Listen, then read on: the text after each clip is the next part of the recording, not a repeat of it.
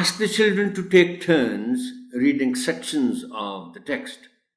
Correct their pronunciations at appropriate timings and drill them in pronouncing the words correctly.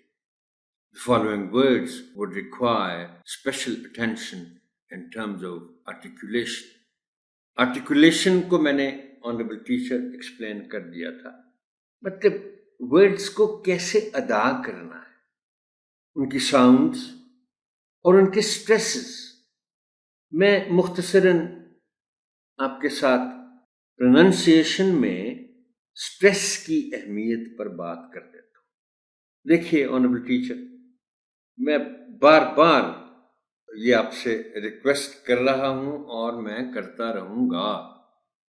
हो सकता है आपने तो मेरे पास पहले से एक अच्छी इंग्लिश की डिक्शनरी हो, और हाँ, मैं आप याद आया कि मैंने आपसे ये बात करनी थी कि अगरचे मैंने रिकमेंड की थी ऑक्सफोर्ड एडवांस्ड लर्नर्स डिक्शनरी, लेकिन ज़रूरी नहीं है कि आप इसी पर इक्तफा करें। एक और डिक्शनरी का भी मैं तज़किरा कर दूं, वो भी बहुत अच्छी है, और वो है Longman dictionary of contemporary English. ये भी बहुत अच्छी डिक्शनरी, बल्कि बाज़ चीज़ें मैंने देखा है कि जो एडवांस लर्नर्स में नहीं होती वो इसमें मौजूद होती है। बात मैं कर रहा था स्ट्रेस की, उससे फिर बात निकली और डिक्शनरी तक पहुंची। देखिए ऑनरेबल टीचर, डिक्शनरी आपके पास है, हो सकता है जो मैं आपसे रिक्वेस्ट करने वाला हूं आप पहले से वो काम करते हो, नहीं तो आप जरूर कीजिए। एक बात तो यह है कि हर लफ्ज का प्रोनाउंसिएशन डिक्शनरी में लफ्ज के फौरन बाद दिया होता है फोनेटिक सिंबल्स में। ये फोनेटिक सिंबल्स क्या हैं, ये डिक्शनरी आप जब उसका इंट्रोडक्शन पढ़ेंगे तो उसमें आपको पता चल जाएगा। आप जरूर देखें कि हर लफ्ज के प्रोनाउंसिएशन में जो फोनेटिक सिंबल्स में दिया हुआ है तो स्ट्रेस कहाँ देना है। अब स्ट्रेस भी दो किस्म के हैं, प्राइमरी स्ट्रेस है और सेकेंडरी स्ट्रेस है। तो प्राइमरी स्ट्रेस एक स्लैश की सूरत में हर लफ्ज के ऊपर आपको नजर आएगा। अब हम इन वर्ड्स के प्रोनाउंसिएशन की बात करते हैं। बॉय, देखिए या तो आप किसी के करेक्ट प्रोनाउंसिएशन को सुने या आप डिक्शनरी देखें, वरना इम्कान होता है और हम सुनते भी हैं कि इस सिंपल से वर्ड को कुछ लोग बॉय कहते हैं, पढ़ते हैं बॉय। ये गलत है। Boy, correct pronunciation of the word is boy. Next word is little. अब ये लफ्ज अगर आप देखेंगे डिक्शनरी में तो आपको जो बिल्कुल पहला एल है इस वर्ड का, उस पे आपको प्राइमरी स्ट्रेस वो एक स्लैश सा नजर आएगा, और उसके बाद जो आवाज है वो फिर उसमें आपको लिखी हुई पता चल जाएगी। लेकिन जो गलती आमतौर पर इस वर्ड को प्रोनाउंस करने में की जाती है वो ये है कि इसको बोल दिया जाता है लिटिल। ये गलत है।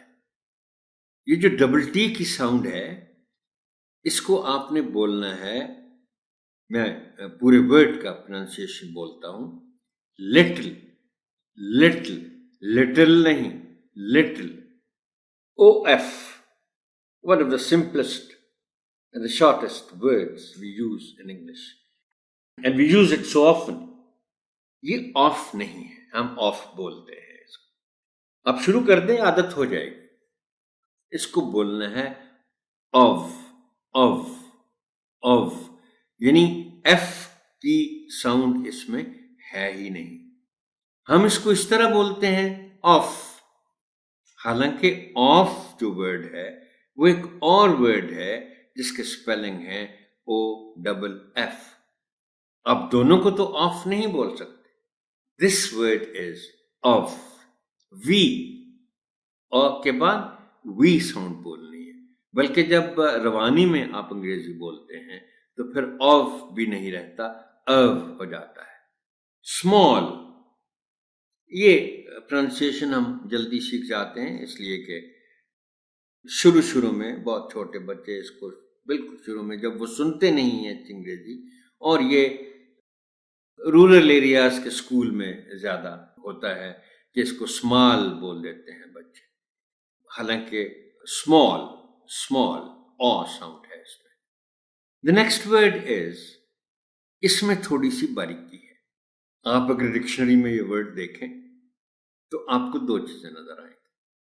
پہلے جو اس کی ای ہے، پہلا لیٹر جو ہے، اس کے اوپر آپ کو پرائمری اسٹریس کا سلیش نظر آئے گا، اور دوسری بڑی جو چیز ہے اس میں وہ یہ ہے کہ ای اے ایس کے بعد جو آئے ہے اس کی جو ساؤنڈ ہے وہ ساؤنڈ ہے۔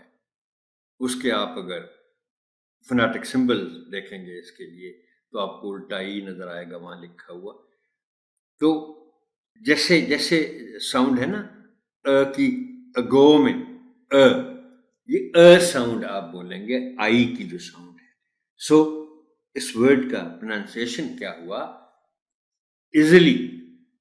ایزیلی نہیں کہنا، easily, and the last word is also۔ جیسے میں نے آپ کو اسمال میں بتایا کہ او ساؤنڈ پروڈیوس کرنی ہے، اسی طرح آلسو میں اے کی جو آواز ہے وہ آلسو نہیں ہو سکتا، نہیں ہے بلکہ آلسو ہے۔